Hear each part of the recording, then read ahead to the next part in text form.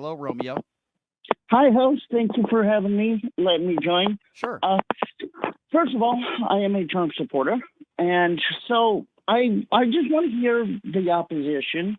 I always want to be fair and know that your opposition does have your ability. You can post and put your opinions out there. Sure. But what makes you think, just out of curiosity, what happened January 6th compared to all the BLM protests makes more of us violent than those white liberals that are out there that were burning, looting, murdering a city?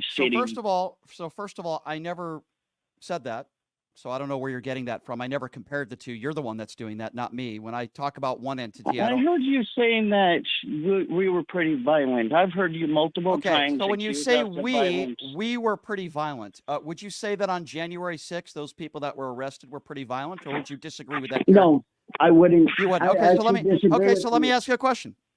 The 140 officers that were beaten that day, some of them were. Hold on. Let me. Excuse me, Romeo. Where did you get that from? Okay, Romeo. First of all, I'm asking you a question. Where did you get that from? I'm going to answer it. I'm going to answer it if you'll stop interrupting me. Okay, because that's very rude. I'm trying to be civil with you, and you keep interrupting me. And you ask me one question, you interrupt me. Let's go back to square one to start. First of all, where am I getting that from? There were 140 officers that went to the hospital. It's all documented. It was in court documents. There's videos of MAGA supporters that are beating officers with their own baton. There's videos of them getting sprayed with bear spray. There's videos of it. It's not my fault you haven't seen it and you're ill-informed, with all due respect.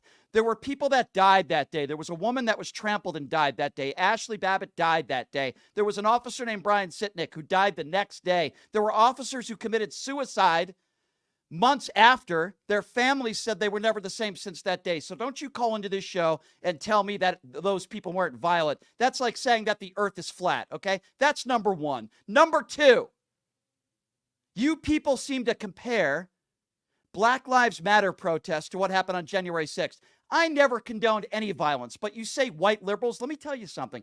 Some of those people that committed violent acts, some of them were right-wing agitators. How do we know that? Because we know that because it was in a courtroom. I don't condone violence in any way, shape, or form. And let me tell you that the big smart distinction, in my opinion, between Black Lives Matter and January 6th. You had hundreds of thousands of people on January 6th, probably 1,000 to 2,000 people that committed crimes. Why were they there that day?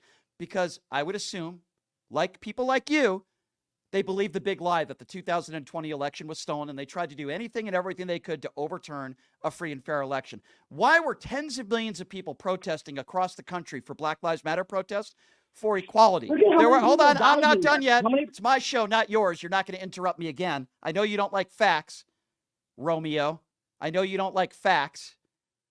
Tens of millions of people protested across the country for equality. There was a small percentage of people that did some very violent things, which I would never condone.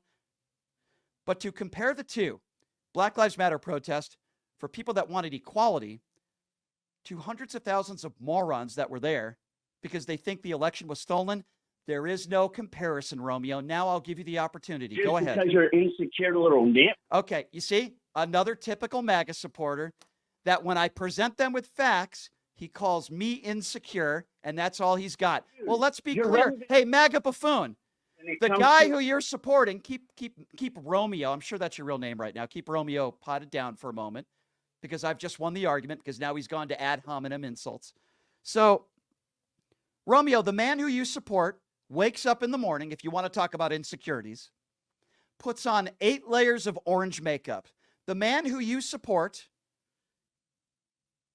wears shoulder pads. The man who you support has never been seen in public with his shirt off. The man who you support has 4 hair transplants. The man who you support might be the most insecure human being on the planet. You say one negative thing about this guy, he goes crazy. So I want you to remember that before you take off your knee pads and before you go to sleep tonight.